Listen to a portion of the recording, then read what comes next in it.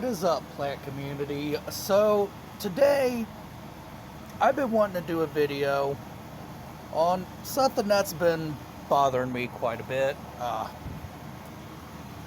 Not many people really talk about it, and I feel like it should be brought up. There's some importance, well, really a lot of importance to it. I feel like people just don't really generally talk about it like they should. So today I want to talk about plant poaching. And this is a thing that has been, I guess, going on for a while now. And basically what these people are doing is they go out here. Man, Duffenbackia looks horrible right now, but he'll get better. But they basically go out here and they find a wild plant. Like, take this fern right here. It's macho fern. Say if this was in the ground, they'd take it, dig it up, maybe even divide it, basically taking it out of its natural habitat. Or even this little Boston fern down here. They'll do the same thing, just dig it up and put it in a store basically and sell it. And what you do is when you do things like that to any species of plants, like say this quarter line right here, or even the more pink one versus the red, or even though this is not naturally how they are in the wild. Or say if I just dug up this ficus, say if I was somewhere like that, I dug up a ficus and they were an endangered species. What you're doing is you're potentially taking that species out of its existing environment, and eventually you keep doing it, you're going to make the species endangered. Because they're not producing either enough spores, enough seeds, quick enough as you're digging them up and selling them. And that allows the species to become endangered. Another thing is people don't realize is everything's connected. Everything is connected nature-wise.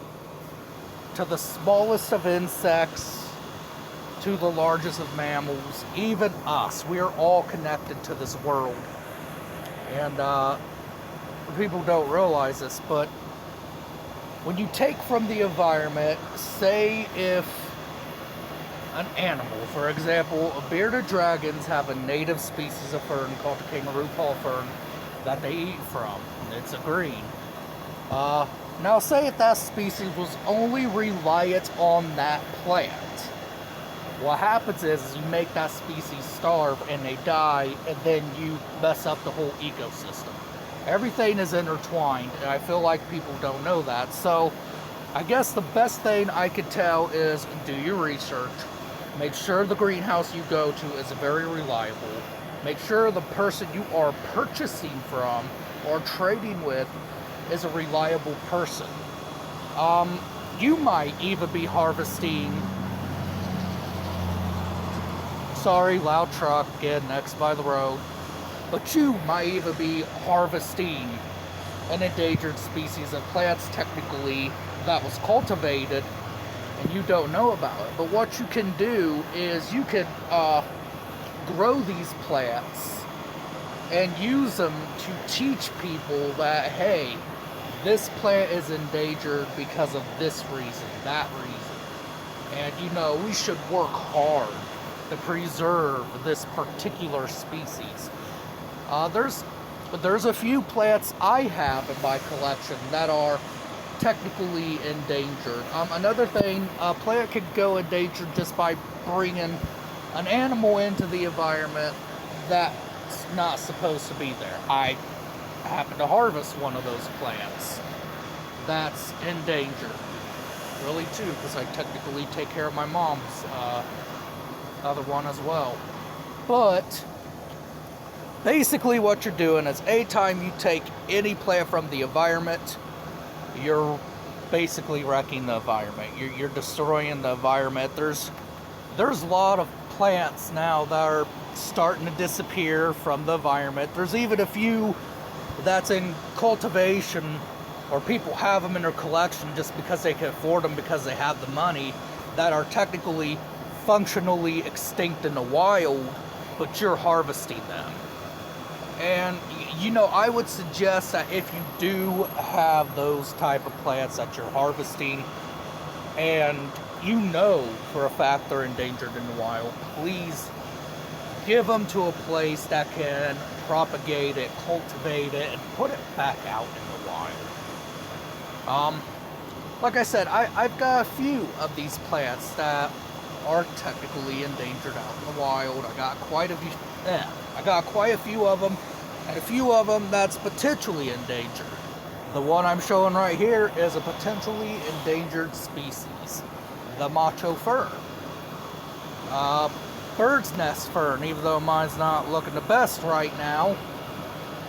Another endangered species. I can go on forever. I've got like a lot of endangered species of plants that I didn't know was technically endangered. And you know, this is before I started YouTube, and I feel like it definitely should be brought up to people's attention. I feel like as a plant community, we should be talking about this more, because a lot of people are talking about, oh, well, we're damaging the environment with our vehicles and things, but we're also damaging the environment just by taking plants out of the wild. And it just throws the whole food chain off whack. Or, you know, the plant might have a function in the wild that you don't know about, and you just dug it up and took it into your collection. So yeah, definitely make sure the people you go to are a reliable source, reliable people that you go to. Even big box stores sell potentially endangered species just because they are cultivated. Or if you have a species that's potentially endangered, propagate it. Give it to someone so they can grow it. Well, to the right people, so they can grow it and put it back out into the wild where it belongs. You know, as a human species, we destroy the environment quite a bit, and I feel like we need to be more conscious like this. Especially when it comes down to plants, animals, because everything has a role to play. Even if it looks like it doesn't do anything, it has a role to play. That's really all I wanted to talk about. If you guys want me to talk about my species of plants that I have that I found out are endangered species, and want me to educate you on these species and why they are endangered, I will go out of my way, do research. Some of them I already know, and those will probably be the first ones I will do, honestly. But I will completely go out of my way, do research, and tell you why this species is endangered. And I'll do that for you. But yeah, if you want me to do that, leave a comment. And you want to know more about potentially endangered species? I mean, a lot of our natives, if you live in America, a lot of species that are native are potentially endangered species. But like I said, you want me to teach you more about endangered species, why some species are endangered, and you want me to teach you about these, like I said, leave a comment and like and subscribe. It helps me out a lot, leaving a like, leaving a comment, leaving a subscribe. It gets me more out there, and it gets me more out there so I can teach people about these things that I'm learning all the time. Now, I'm not saying I'm perfect. By far, I'm not perfect. But, you know, together we can learn, and together we can educate ourselves on this matter. I feel like it's a very important matter that needs to be brought up. But like I said, like, share, subscribe. It helps me out and get the word out there to people. So, I hope you guys enjoy this video. I hope you like this video. And leave a like, share, and comment, and share with your other people out there that might be interested in plants. Share me in groups if you want. Like I said, it helps me. it gets me more well known, and I can start educating people on plant things, plant matters, and endangered species, and all this. But anyways, that's all I really got to say for today. I hope you guys enjoyed this video, and like, share, and subscribe.